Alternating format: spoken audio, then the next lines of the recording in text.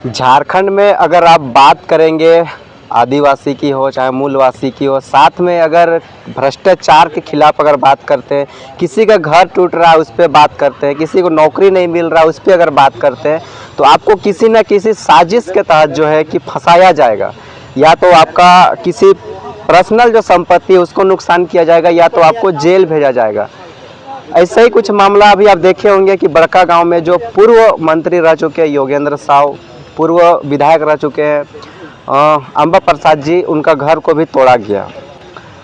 आते हैं मुद्दा पे, बात करते हैं। सबसे पहले जोहार रहेगा आपको थर्ड एम्पायर की ओर। जोहार आपका भी थर्ड एम्पायर चैनल को, जो सामाजिक और राजनीतिक मुद्दों को बड़ी प्रखरता से आपके द्वारा सामाजिक न्याय के आवाज़ को इस राज्य में पहुंचाने का काम किया है, इसके लिए बहुत बहुत धन्यवाद।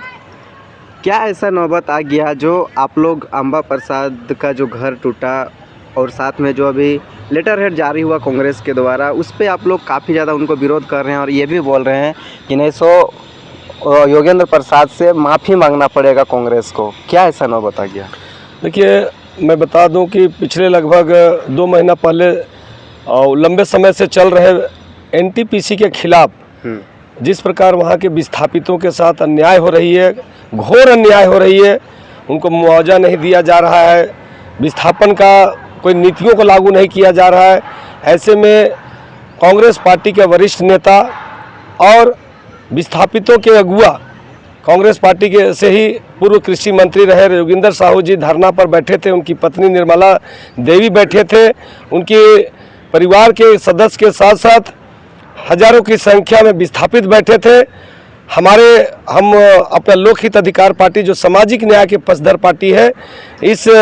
पार्टी के प्रदेश अध्यक्ष होने के नाते हमारे पार्टी का भी उन विस्थापितों की न्यायिक मांग को लेकर समर्थन दिया था और मैं खुद जाकर के अपने टीम के साथ 1 दिवसीय धरना दिया था। आज जो जिस प्रकार कांग्रेस पार्टी झारखंड प्रदेश के द्वारा पूर्व कृषि मंत्री जोगिंदर साहू को राष्ट्रीय कांग्रेस पार्टी के प्रदेश नेतृत्व से 3 वर्षों के लिए निष्कासित किया गया, चूंकि जोगिंदर साहू तेली समाज के भी एक कद्दावर नेता हैं और ऐसे में आज सिर्फ विस्थापितों की लड़ाई ही नहीं बल्कि समाज के साथ भी घोर अन्याय करने का काम झारखंड कांग्रेस पार्टी के द्वारा हुआ है। इसी के निमित्त आज तेली अधिकार मंच के तत्वाधान में बैनर तले 1 दिवसीय प्रेस वार्ता हम लोग ने रखा था इस रांची मोरहाबादी मैदान के ऑक्सीजन पार्क में, और स्पष्ट रूप से आज हम लोग ने चेताने काम किया, चूंकि तेली अधिकार मंच के मुख्य संरक्षक होने के नाते पिछले दिनों भी हम लोग ने कई विस्थापन सहित कई मुद्दों पर तेली समाज के हक, अधिकार और राजनीतिक हिस्सेदारी पर आवाज को बुलंद की है झारखंड के अंदर में। वर्तमान घटना के खिलाफ भी कांग्रेस झारखंड प्रदेश नेतृत्व और राष्ट्रीय नेतृत्व को स्पष्ट रूप से चेताने का काम हुआ है कि यदि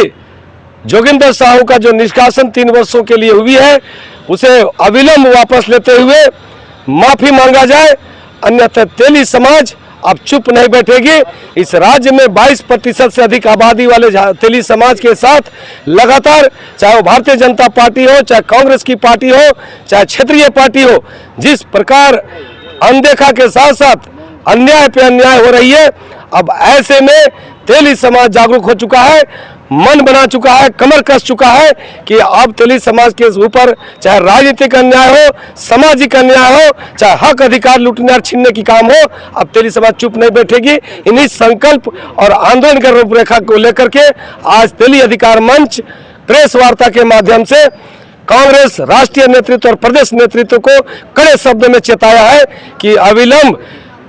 जोगिंदर साहू,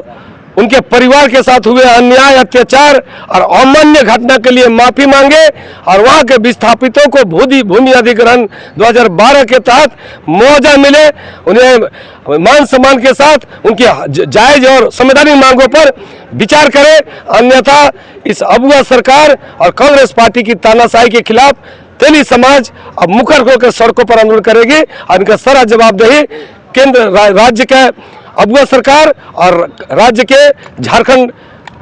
संगठन होगी। इन्हीं संकल्पों के साथ आज हम लोग ने प्रेस वार्ता किया था। योगेंद्र साव को अगर माफ़ी मांग लिया जाता है तो क्या वो वापस करेंगे कांग्रेस में? देखिए, ये तो उनका विवेक और संगठन का निर्णय की बात है, किंतु जिस प्रकार बिना पूर्व नोटिस किए हुए, बिना किसी पूर्व सूचना दिए हुए उनको इस तरह का अपमानजनक पत्र जारी किया निष्कासन का, जिस प्रकार उनके घर को तोड़ा गया बर्बरतापूर्वक प्रशासन के आड़ में, इन तमाम घटनाओं को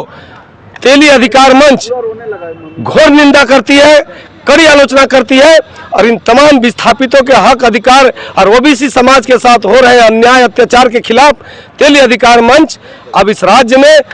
उलगुलान करेगी, आंदोलन करेगी और जरूरत पड़ेगा तो राष्ट्रीय कांग्रेस पार्टी हो चाहे प्रदेश कांग्रेस पार्टी की संगठन हो, तेली समाज उन्हें चेताने का काम करेगा और समय रहते नहीं सुधरा तो हमारा स्पष्ट रूप से कहना है कि तेली समाज से भी मैं आपके माध्यम से अपील करना चाहूंगा कि किसी भी पार्टी का, चाहे कांग्रेस पार्टी हो, चाहे भारतीय जनता पार्टी हो, चाहे कोई अन्य दल हो, किसी भी पार्टी की अंधभक्ति और बंधुआ वोटरगिरी करना बंद करे और अपने हक अधिकार और स्वाभिमान की लड़ाई सर को पुत्र के लड़ना होगा, जैसे अन्य शासक वर्ग समाज लड़ते हैं उसी के तर्ज पर। जब तक हम सामूहिक एकता के साथ प्रतिकार नहीं करना सीखेंगे, हमें हमारे समाज के साथ कोई भी पार्टी या कोई भी दल या कोई भी संगठन न्याय नहीं करेगी। इसलिए मैं तेली समाज से भी हाथ जोड़ के विनती करता हूं कि समय आ गया है, अब अपने हक अधिकार और सामाजिक न्याय की लड़ाई के लिए एकजुटता का परिचय दे। बहुत बहुत धन्यवाद। तो अभी आप देख रहे थे तेली समाज का अगुआ जी का इनका साफ तौर पे कहना है कि जो भी अन्याय हुआ है उनको उन पे माफ़ी मांगा जाए। आपका सर परिचय? जय हरिनाथ साहू, मुख्य संरक्षक तेली अधिकार मंच, सह प्रदेश अध्यक्ष लोकहित अधिकार पार्टी झारखंड। बाकी आप अपना राय कमेंट में छोड़ें और इसी के साथ में फिर मिलते हैं और एक नई अपडेट के साथ में। जोहार, जय हिंद।